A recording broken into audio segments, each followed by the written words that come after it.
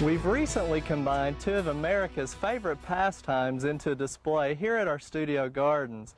Those two pastimes we're talking about are gardening and model railroading, more commonly known as garden railways. Now, a garden railway combines landscaping with model railroads to create basically a miniature world using a scale of a ½ inch equaling a foot, known as a G-scale. Garden railways are not a new venture. It first began in Britain around the 1860s. It achieved some popularity in the United States in the 1920s and 30s, but later fizzled out during the end of World War II. A German company, Lehman Grossbahn, or LGB, is pretty much credited for the garden railway resurgence in the United States again in the late 60s, with its specifically designed rugged trains for outdoor use and more American-style introductions. We first saw a garden railway at the AmeriFlora exhibit in Ohio a couple of years ago, and the popularity of garden railroading seems to be full steam ahead with over 1,500 garden railroads in the United States and some 15 of those right here in Oklahoma. Like any garden project, there are some key points to consider, and the first step usually is site. With our particular site, we have partial shade or sun, and that gives us a little bit more flexibility in the types of plant that we put in our landscape here at our garden railway. And also with the garden railway, site would be very important as far as the drainage part of it. You wouldn't want it in a low area where it would hold water, or areas where under heavy rains it would wash anything away. We've raised ours up, of course, but we have drainage where it really will not affect the train at all, hopefully. And we'll have to check that out, of course, with our heavy rains. Now, also, critters are going to be a big part. And with us, our Oklahoma gardening armadillos will visit us pretty frequently. And so we decided right off the bat we would go ahead and raise it up with some keystone retaining walls that were donated from the DeLisi Company here in Stillwater. And they're just retaining walls that we've raised up about a foot, a little over, so the armadillos hopefully won't climb up in here and dig up any of our track or damage anything. And also the grade is very important. Usually it's suggested at a 3% grade, which really equals 3 inches of rise over 100 inches of travel. If it gets much more steeper than that, it's hard for the engine to pull the train across the landscape. Now, the track and the buildings and the train are really all considered weatherproof outdoor equipment, but most people choose to keep the controls and the train and engines inside buildings or try to protect them. And we were fortunate enough to have the Tulsa Portable Building Company donate one that fits in nicely here at our studio gardens and with our garden railroad. And if you'll notice at the bottom, there's a little hole that someone has creatively figured out a way to bring the train right out of the building onto the track. And of course, that is Alan Jubbs, our studio grounds manager. Now, Alan has played a key role in the design and installation of our track. And Alan's going to join me here, and we're going to tell you basically how we started out on the project. Now, Alan, I don't know about you, but it's exciting for me to get it to this point. Oh, it is. To actually be able to see it run. Now, with our track, really the first thing that we started with was some design ideas, and we had some horticulture and landscape architecture students submit 4 design ideas for us to actually give them a little bit more practical experience as well, but they just came up with some different designs, shapes, and of course we'd given them some guidelines to go by with the grade and the space and the size that we wanted and the amount of track and a few things like that. But we ended up picking one out, and then Alan and I just kind of penciled in some areas to basically create our miniature little town, which is a Western theme at the turn of the century. But then it came down to actual nuts and bolts of design, and Alan's got a book here that's an LGB track planning and technical guide, and there's a lot of references and information out there available to help you in the design and to make sure you have the correct radius and all of those types of things. But we actually ended up using a program called PC Rail that helped us in our radius to make sure we didn't get too big of curves, and usually it's anywhere from 4 to maybe 12, 15 feet, I guess. Feet, yeah. And also it helped us in the actual part numbers and sizes, and it was very easy to use, and there's other computer programs out there. But once we got the track layout, with the size and everything.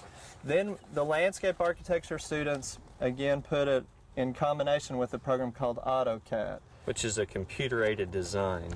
And that basically helped us with a finished product so we could visualize and see what it looked like. And that was a big step for us again, because it was exciting to see what we were going to be doing, but also that meant the work was about to start. Just about to begin, yeah. Well, Alan, after our foundation was put in, you did a lot of work ahead of time that's underground that we don't even see. What did you do there? Well, we've put in 1/2-inch PVC for irrigation, and we also ran a PVC conduit for electrical lighting, 110, as well as to light the houses later. And we also ran power for our track, which our track is 12-volt DC, which most trains are either electrical or battery powered or live steam. Right. Well, and then of course we put in the soil and got it covered up and ready to put the track down, and that's where we've heard so many different types of stories of anything from gravel to concrete, but we got an idea from a gentleman in Tulsa who they'll get to see his garden later about using actual curbing bars, concrete curbing bars, or tree rings, and you can see one here beside me, and they come in lengths of 2, 3, or 4 feet, and that's what we put our ballast or foundation for the track. And Alan, tell us how that was to work with. Well, it worked out great. The 2, 3, and 4 foot lengths were just excellent for the pieces of LGB track, and for also the radius of the tree rings just worked out perfect for a radius of our track. Now you had to break some, of course that was easy to do too, but you would think that wouldn't move, which we don't want it to, but the next step is another pointer we got from him that really helped in the placement of the track, wasn't it? Well, placing the track onto this, it was very simple. He had designed this galvanized strip, which is a 1-inch piece of galvanized that is 10 inches long, and the critical measurement is 3 5/8 in here, which allows the track to clip to it. Then you just spring these in, and they just clip over the side of the block, and the track just clips in. This allows movement of the track, which is just like what the big railways have, is the track moves when that train rides on it, and as that train comes around, it just works slick. Right, and that makes it easy for us to take it off and clean it or repair it or do anything, and that way it's not concreted on there like we'd heard so many stories. And it's so easy to expand, right. Now the other part I know is getting the pieces of track connected is real important too, and you want to show us what we do there? Well, the first thing that you want to do is try to clean it. We found that starting fluid or even alcohol worked really well in cleaning the connectors, because this is your actual power for the train. This is a positive and negative lead. It's heavy enough that you can either solder it. People said solder it or clamp it or crimp each one of these pieces of track together. LGB just recommended to take their contact paste and dab a little bit right here at this end of the connector and some at this end of the connector. And Alan, you tell me that paste isn't gluing, it's just not gluing. Again for the power through the track, basically, the electrical power. Yeah, and all it does is it prevents corrosion in there, and it lubricates that joint where it just slides nicely together, and you wipe off any excess and you're ready to go. Ready to go. Well, that part actually turned out to be pretty easy. I think the contact, again, once it was in, we're finding is important, because ants can leave honeydew and dirt and dust and tree limbs, so occasional cleaning, but also it's important to polish it. And what have you devised there, Alan? Yeah, well, just the environment has some corrosion factors on it, and what we found is that we just used a polishing pad, or some people call it a scouring pad, to polish the surface of the track and remove any debris. And it just fits on the back of a pole sander for drywall. Now, if your track is really corroded and it has some major contact problems, you can put a piece of sandpaper on here. But they recommend that all you need to do is polish the track. And this works really well. You can just run right along the surface of the track and just polish that track. And you do that just about each time before we run the train, don't you? And we haven't had any problems of electrical conductivity whatsoever. Now let's go back and look at some of the electrical wiring here. I think part of the problem that scares people, just like with irrigation, is any kind of wiring. Tell us what you've done and show us a little bit of the wiring there. Well, I want to share with people that it really scared me when we started out doing this.